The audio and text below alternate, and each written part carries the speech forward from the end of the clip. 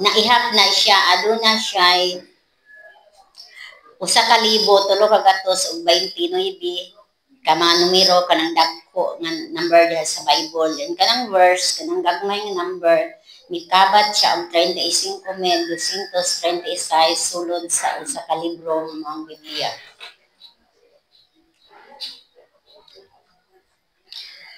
Atong isaysay o unsa jud ang sinugdanan sa Biblia.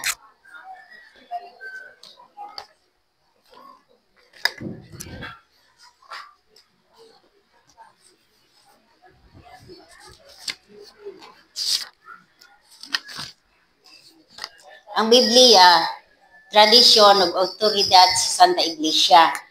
Panudlo sa Santa Iglesia, ang Santa Iglesia gihatagan ni Kristo sa bugtong katungod, pagtudlo o paghubad sa Dios nang gipadayag nga nakarga sa Biblia nga mao ang Dios nang gipadayag nga nasulat sa tradisyon. Nga mao ang Dios nung nga nahipasa pinaagi sa binaba nga panudlo. Ang Santa Iglesia wala magkuha sa hingpit nga kasiguruhan sa tanan nga gipadayag sa Dios gikan sa Biblia lamang kundili gikan sa tradisyon. Ang Biblia ug ang tradisyon angay nga hatagan sa samang pagtagad isip sugdanan sa pulong sa Dios. Ang katungod sa pagkadili masayop sa pagpanudlo labot sa kinahanglan alang sa kaluwasan sa tao.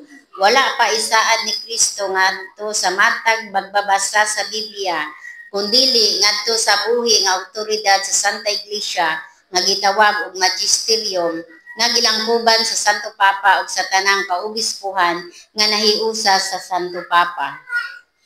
Aduna dire mga pagsupak. Dili mo sulat sa blackboard niya. Claudine, kuhanan siya. Di na lang isulat basta kayo. Kung mag-record mo, ako lang sa mga teksto ba. Aduna dire pagsupak. Giingon dire nga si San Pablo miingon, ayaw ka mo pagdawat o pagtulunan nga kapin sa nasulat.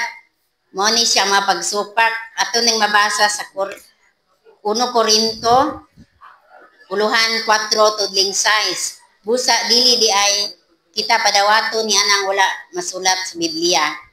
Kini siya dunay 5 ka mapagsupak. Ako ni siyang basahon ang pagsupak kay tubagon ra ni unya.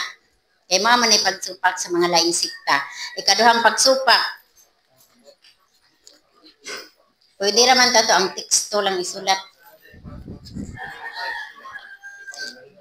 Ikaduhang pagsupak. Si Jesus nagsalikway ni anang tradisyon. Tungod sa inyong mga tradisyon, inyong gipakawalay pulos ang pulong sa Dios. Mabasa ni siya sa Mateo 15:6. Pwede na mairis at pwede naman ako isulat. Igamay naman verse. Ay pagsupak. Pwede. Si Claudine. O pwede ka nang isulat. Bida tagay-datag. Iris. Pwede isulat ang topic sa Biblia. Dayon, doon na siya pagsupak 5. Ako lang siyang ipadayon.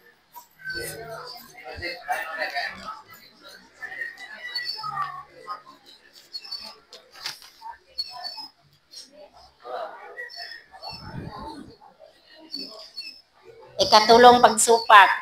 Si Jesus nag-ingon, susihan ninyo ang kasulatan kay diha kanila makakaplag kamo og kinabuhing dayon. Mabasa ni sa Juan 5:39. Busa ang Biblia igo na nga muhatod kanato sa kinabuhing dayon. Ibutang niya siya topic Biblia. Siya topic. Then sa ubos pagsupak. Ana siya 5 ka pagsupak. Ang number 1, 1 Corinto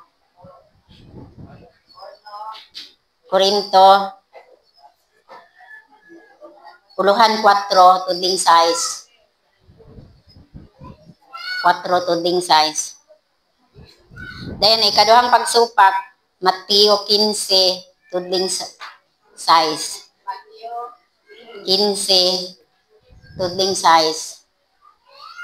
Ang ikatulong nga pagsupak, Juan 5, tudling 39. Ang 39, kaupat nga pagsupak, Juan 20, tudling 31. 31. Yan ang ikalima nga pagsupak, 2 Timoteo, puluhan 3, tudling 16 ngadto sa 17. 3, tudling 16 ngadto sa 17. Kaya kung padayonon pagbasa, katong ikatulong pagsupak, giingon, si Jesus miingon, nasusihan ninyo ang kasulatan